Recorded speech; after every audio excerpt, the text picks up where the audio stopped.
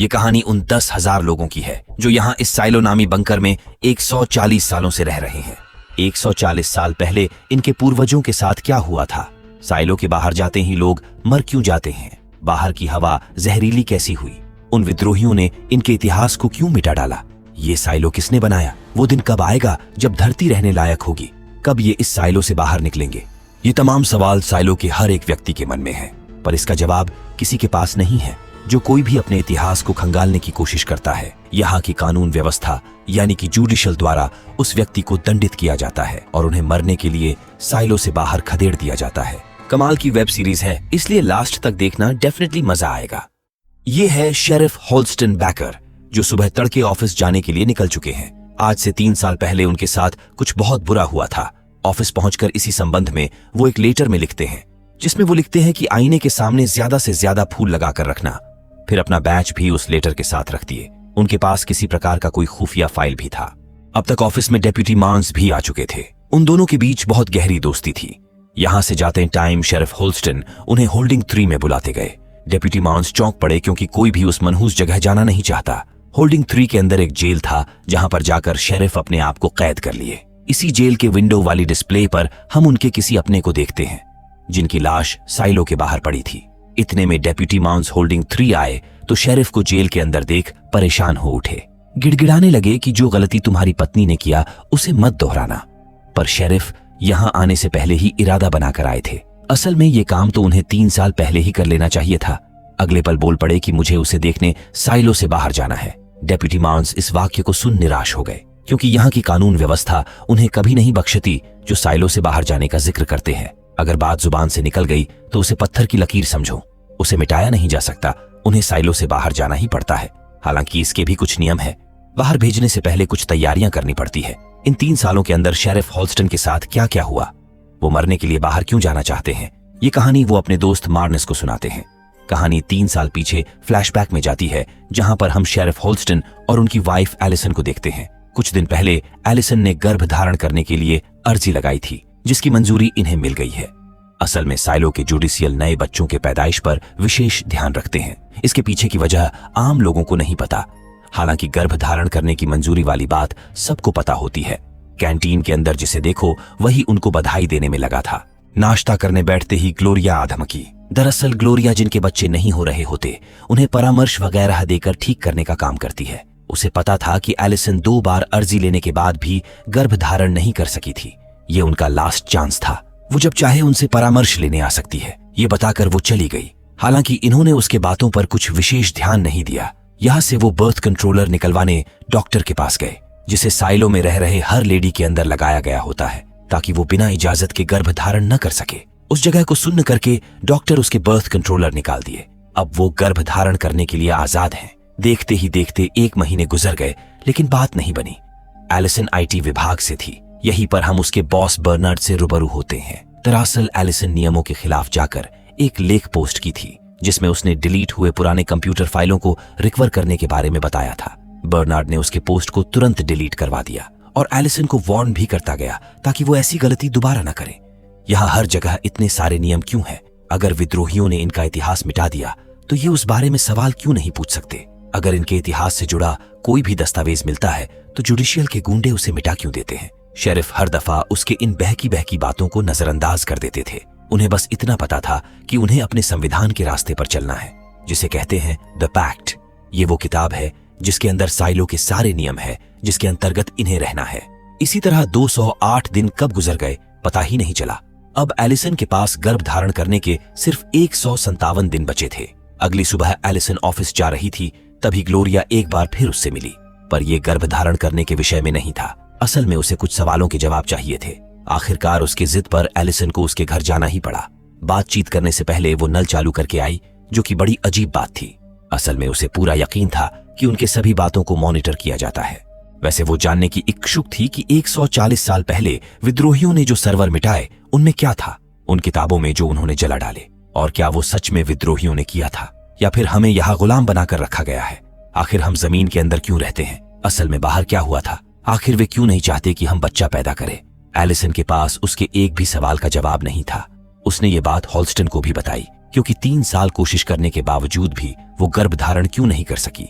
वैसे उनके पड़ोसी ने भी अर्जी डाला था, उनके बच्चे तो हुए हैं, इसलिए वो जूडिशल को इसका जिम्मेदार नहीं ठहरा सकते, उनमें ही कुछ कमी होगी। वैसे भी एलिसन अब 38 की हो गई है। देखा जाए तो शेरिफ अपनी वाइफ के हर सवाल को दबा देते थे, जो आगे चलकर उन्हें बहुत खटकने वाला है। अगली सुबह एलिसन को एक जॉर्ज नामक कंप्यूटर मैकेनिक का अर्जी मिला। उसके कंप्यूटर में कुछ खराबी थी, जिसके लिए उसने अर्जी डाला था। जॉर्ज के पास कल ही जाना था और कल फ्रीडम डे भी था। शेरिफ कल व्यस्त रहेंगे, इसलिए एलिसन रात को ही उन्हें बता दी कि अगली सुबह वो साइलो के मिड्स मार्केट में जाने वाली है। वहां किसी जॉर्ज नामी कंप्यूटर मैकेनिक का कंप्यूटर ठीक करना है। अगली सुबह वो उस कंप्यूटर मैकेनिक जॉर्ज से मिलने उसकी दुकान की तरफ निकल पड़ी। साइलो के हर एक फ्लोर पर आजादी के महोत्सव का रंगारंग प्रोग्राम हो रहा था। लोग इस पर्व को बड़े हर्षोल्लास के साथ मनाते हुए नजर आ रहे थे। एलिसन एंजॉय वगैरह करते हुए जॉर्ज की दुकान पर दस्तक दी। वो एलिसन को देख हैरान था, क्योंकि लगभग 12 अर्जी लगाने के बाद उन्होंने आखिर में एलिसन को भेजा था। वैसे तो मुझे डायरेक्ट भी अर्जी भेज सकते थे। दरअसल जॉर्ज नहीं चाहता था कि जुडिशल को उस पर शक हो। बात ही कुछ ऐसी है, आज से 1 साल पहले उसे ये हार्ड ड्राइव कहीं से मिला था, जो उसके अंदाजे से 140 साल से भी पुराना है। जहां तक एलिसन को पता था कि विद्रोहियों ने आक्रमण के दौरान सारे ड्राइव नष्ट कर दिए थे। ये ड्राइव उस टाइम का नहीं होगा। यही तो बात है जिसके लिए जॉर्ज उसे यहाँ कंप्यूटर ठीक करने के बहाने बुलाया है। असल में एलिसन ने 8 महीने पहले जो डाटा रिकवर करने वाला पोस्ट लिखा था, उस पोस्ट को डिलीट होने से पहले उसने एक सीरोक्स करवा लिया था। उसे सीखकर वो इस हार्ड ड्राइव को खोल तो पाया, मगर इसमें रखे फाइलों को कैसे देखना है उसे समझ नहीं आ रहा। इस हार्ड ड्राइव पर 18 लिखा था। उसके अंदर के फाइल्स को देख एलिसन घबरा गई, क्योंकि पुराने दस्तावेजों को रखना या उन्हें रिकवर करना, अपने इतिहास को जानना गैर कानूनी है। पकड़े जाने पर उन्हें सीधे खान में काम करने के लिए भेज दिया जाएगा।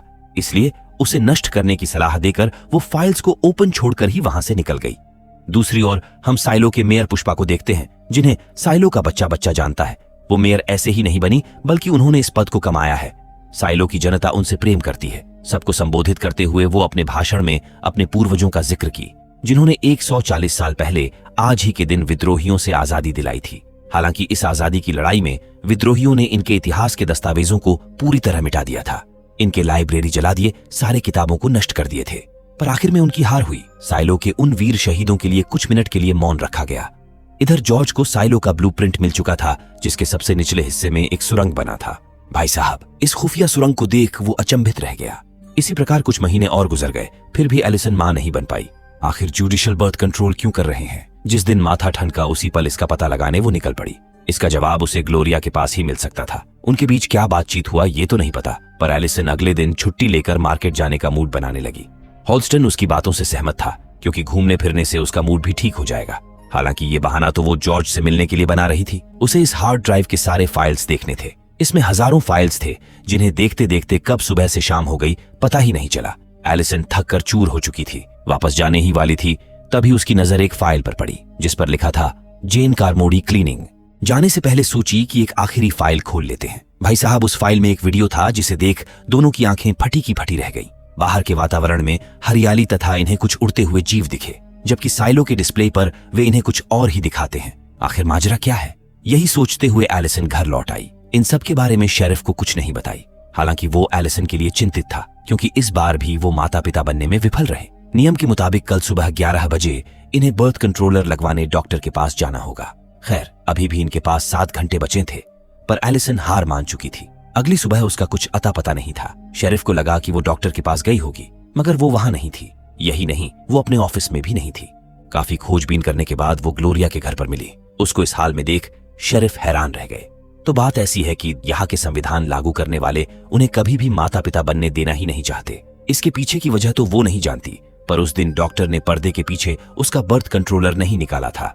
वो कभी नहीं निकालते, बस दिखावा करते हैं। ये है उसका प्रूफ। भाई साहब, उसने अपना बर्थ कंट्रोलर चाकू से काटकर अपने हाथों निकाला था। उसने ऐसा इसलिए किया क्योंकि उसका पति पुलिस वाला है और बिना सबूत के वो उसकी एक नहीं सुनता। उसके घाव देख शेरिफ घबराकर फौरन डॉक्टर को लेने भागे। पूरी ताकत लगा दिए कि कहीं देर ना हो जाए, पर इस सब का कुछ लाभ नहीं हुआ। अब वो कैफेटेरिया में थी। वह सबको चीख चीख कर बता रही थी कि बाहर की आबोहवा बिल्कुल फ्रेश है। नीले आसमान तले पंछी चहचहाते हैं, बाहर हरियाली है। ये डिस्प्ले झूठा है, जिसे दिखाकर उन्हें बेवकूफ बनाया जा रहा है। शेरिफ वहां पहुंचकर उसे लाख समझाने का प्रयत्न किए, लेकिन वो तो कब का फैसला कर चुकी थी। सबके सामने चिल्लाकर बोली कि उसे बाहर जाना है। ये शब्द जुबान पर लाने के बाद शेरिफ चाहकर भी उसके लिए कुछ नहीं कर सकते थे। वही हाल मेयर पुष्पा और डेप्यूटी मॉन्स का भी था। वो चाहते तो थे कि किसी तरह एलिसन को बचाया जाए, पर संविधान के नियमों को बदलना इनके बस की बात नहीं थी। पर एक काम ये जरूर कर सकते थे, एलिसन को बरगलाने वाले को इन्होंने गिरफ्तार कर लिया। शायद उसी के बहकावे में आकर एलिसन ने इतनी बड़ी बेवकूफी कर दी।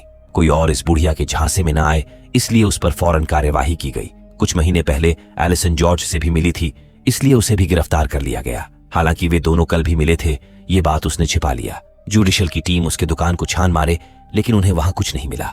लास्ट में एक ही जवाब सामने आया कि शायद एलिसन मां न बनने के सदमे को बर्दाश्त नहीं कर सकी, इसलिए उसने ये कदम उठाया होगा। वैसे भी वो बहुत जज्बाती है, जज्बात में आकर बोल दी होगी। पर अब क्या फायदा, उसकी विदाई का शूट वगैरह बनकर तैयार हो चुका था। आज साइलो में उसकी आखिरी रात थी। शेरिफ रात भर उसी के पास बैठे रहे। यहीं पर एलिसन ने उनको बताया कि चिंता करने की कोई बात नहीं, बाहर जाकर वो नहीं मरेगी। शेरिफ गुस्सा हो गए, क्योंकि वे 3 लोग जो साइलो से बाहर जाने की गलती किए थे, उन तीनों की लाश आज भी वैसे ही पड़ी है। यही तो बात है, साइलो के सारे डिस्प्ले झूठे हैं। उन्हें जुडिशियल कंट्रोल कर रहा है। वो नहीं चाहते कि हम बाहर जाए। किसके बच्चे होंगे, किसके नहीं होंगे, ये भी उन्हीं की चाल है। कोई रीजन भी तो होना चाहिए कि वो ऐसा क्यों कर रहे हैं। इसे जानने का एक ही तरीका है, जो भी साइलो से बाहर जाते हैं उन्हें सेंसर को सफाई करने का काम दिया जाता है, ताकि वो बाहरी दुनिया को देखकर समझ सके कि बाहर रहने लायक नहीं है। अब तक जितने भी लोग साइलो से बाहर गए हैं, वो यही कहकर जाते हैं कि सेंसर्स की सफाई नहीं करेंगे, पर बाहर की हरियाली देखने के बाद वो अपने आप को रोक नहीं पाते और सफाई करने लगते हैं, ताकि किसी तरह साइलो के लोगों को सच्चाई पता चल सके। एलिसन भी यही करने वाली है। बाय चांस वो गलत हुई और बाहर की दुनिया वैसी नहीं हुई जैसा उसने सोचा है, तो वो इसे अपनी लाइफ की सबसे बड़ी गलती मानकर सेंसर की सफाई नहीं करेगी। अगर सब कुछ बढ़िया रहा तो वो साइलो की मिस्ट्री सॉल्व करने के बाद शेरिफ को लेने वापस आएगी। फिर वो हंसी खुशी एक साथ रहेंगे। यही सब समझाते समझाते कब रात ढल गया पता ही नहीं चला। अगली सुबह मेयर पुष्पा और उनके बाकी शागिर्द आगे का कार्यक्रम शुरू किए। एलिसन को बकायदा शूट और ऑक्सीजन पहनाया गया। फिर शेरिफ उसे आगे का नियम बताए कि उसने साइलो के नियम का उल्लंघन किया है, जिसकी कोई माफी नहीं है। हम नहीं जानते कि हम यहाँ क्यों हैं। हम नहीं जानते कि इस साइलो को किसने बनाया। हम नहीं जानते कि बाहर की दुनिया ऐसी क्यों है। हम नहीं जानते कि बाहर जाना कब तक सेफ होगा। हमें बस यही पता है कि हम आज बाहर नहीं जा सकते। साइलो से बाहर कदम रखते ही वो साइलो के कानून से मुक्त हो जाएगी। फिर भी वो हर बार बाहर जाने वाले व्यक्ति से सेंसर्स को क्लीन करने का आग्रह करते ही है, ताकि लोग बाहर की दुनिया को देख समझ सके कि साइलो ही एकमात्र सुरक्षित जगह है। इसके बाद उससे उसके आखिरी शब्द पूछे गए। शेरिफ हॉल्स्टनबेकर, मुझे तुमसे प्यार है, ये कहकर वो रो पड़ी, जिसके बाद उसको साइलो से रुखसत कर दिया गया। इधर एलिसन को देखने के लिए कैफेटेरिया में भीड़ जमा हो चुका था। साइलो का आखिरी दरवाजा खुलते ही वो बाहर निकली। फिर आसमान की तरफ देखने के बाद सेंसर के पास आई और क्लीनिंग करने लगी। शेरिफ चकित रह गए, क्योंकि वो बोलकर गई थी कि बाहर हरियाली होगा तो ही वो क्लीनिंग करेगी। भाई साहब, इसका मतलब साइलो के अंदर का डिस्प्ले झूठा है। वे उसी उजाड़ जगह को देख रहे हैं जिसे उन्हें दिखाया जा रहा है। हालांकि थोड़ी दूर जाने के बाद एलिसन गिर पड़ी। उसका ऑक्सीजन सिलेंडर खत्म होते ही वो भी खत्म हो गई। जॉर्ज भी कैफेटेरिया में ही था। हम कहानी में 3 साल पीछे गए थे, जिसमें से 1 साल पूरे हुए।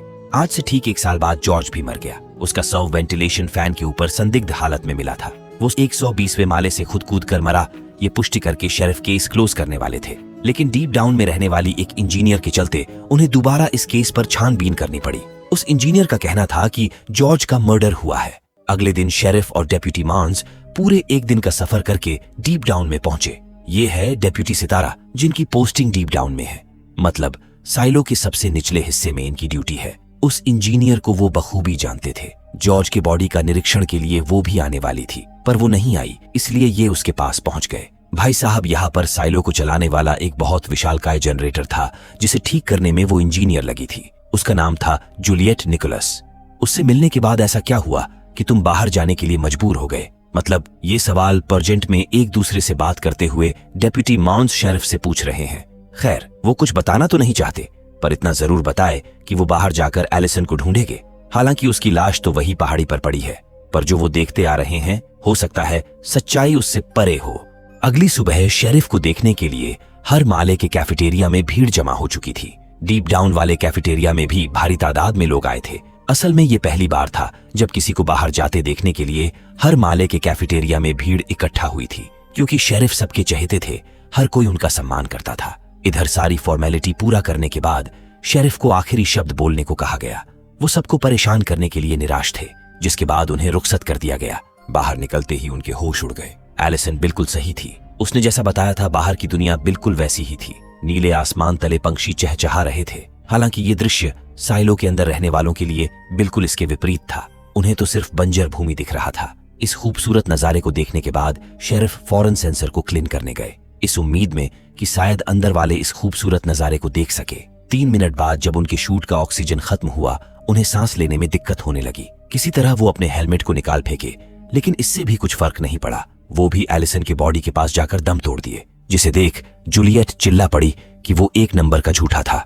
आखिर वो शेरिफ के बारे में ऐसा क्यों बोल कर गई और वो इतने गुस्से में क्यों है? खैर, मसला चाहे जो भी हो, डेप्यूटी मार्न्स के पास हम उसी लेटर को देखते हैं जिसे साइलो से बाहर जाने से पहले शेरिफ ने लिखा था। इस खत में कुछ ऐसी बातें थीं जिसे डेप्यूटी मार्न्स छुपाना ही बेहतर समझे। वही शेरिफ के ना होने से काफी जगहों पर अराजकता भी फैलनी शुरू हो चुकी थी।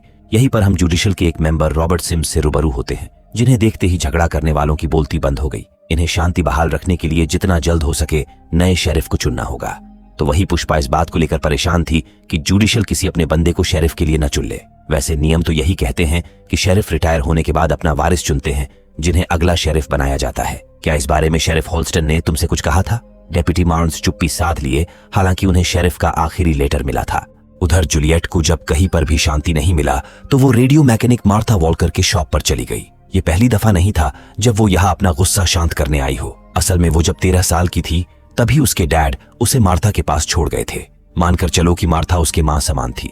वो उसके मूड ऑफ के पीछे की वजह पूछी। असल में ये बात जॉर्ज के बारे में था, जिसे मरे हुए अब 3 महीने हो चुके हैं। शेरिफ होल्स्टन ने उससे जॉर्ज के कातिलों को ढूंढने में उसकी मदद करने के लिए कहा था, पर वो कुछ बताए बिना ही बाहर चला गया। जूलियट ये सब जाने भी देती। अगर जॉर्ज का एक्सीडेंट हुआ होता, वो खुद को मार ही नहीं सकता। जिस रात जॉर्ज मरा उससे पहले वो काफी खुश था। उस दिन वे कूपर का प्रमोशन सेलिब्रेट कर रहे थे, क्योंकि कूपर जूलियट की जगह लेने वाला था। यहीं पर हमें पता चलता है कि जॉर्ज और जूलियट एक दूसरे से प्यार करते थे। हालांकि ये इल्लीगल था। पहले उन्हें जुडिशल से परमिशन लेनी होगी, फिर मंजूरी मिलने के बाद ही वो साथ रह सकते हैं। अगर पकड़े जाते तो सीधे खान में काम करने के लिए भेज दिया जाता। इसीलिए जॉर्ज बहुत डर डर कर उससे मिलता था। उस दिन जॉर्ज उसे कुछ बताने वाला था, मगर ये बात ऐसी थी कि वो उसे यहाँ नहीं बता सकता था। वे छुट्टी के बाद घर पर मिलने का प्लान बनाए। जूलियट जब ड्यूटी से देर रात घर लौटी तो उसे एक थैला मिला, जिसके अंदर किसी प्रकार का औजार और एक लेटर था, जिसमें लिखा था कि ये औजार जहां हमने पहली बार देखा था वो जगह तुम्हें याद है? मुझे वो मिल गया जिसकी तलाश मैं सालों से कर रहा था। अगली सुबह कैंटीन में लोगों के बीच खुसुर पुसुर चल रही थी। कूपर भी उदास था। उसके जरिए जूलियट को पता चला कि वो कंप्यूटर मैकेनिक पिछली रात 120 माले से कूदकर जान दे दिया। भाई साहब, जूलियट के पैरों तले जमीन खिसक गई। उसे समझ ही नहीं आ रहा था कि अब वो क्या करे। बड़ी मुश्किल से संभलने के बाद वो डेप्यूटी सितारा को इसकी कंप्लेन करने पहुंची कि जॉर्ज की हत्या की गई है। वैसे डेप्यूटी सितारा उसकी बात सुन तो लेते, मगर इसके लिए सबूत चाहिए। ऊपर से उन्हें जवाब भी देना होगा कि जॉर्ज की हत्या की जांच करवाने वाली लड़की उसकी क्या लगती है। वैसे उन्हें उनके रिलेशन के बारे में पता था। अगर वो जॉर्ज के साथ आधिकारिक तौर पर रिलेशनशिप में होती तो उसके लिए कंप्लेन करना आसान होता। फिर भी वो कंप्लेन करना चाहती है तो ये बात ऊपर तक जाएगी, और हो सकता है कि जॉर्ज के साथ उसके रिलेशन वाली बात उजागर हो जाए, जिसके लिए उसे खान में भी डाला जा सकता है।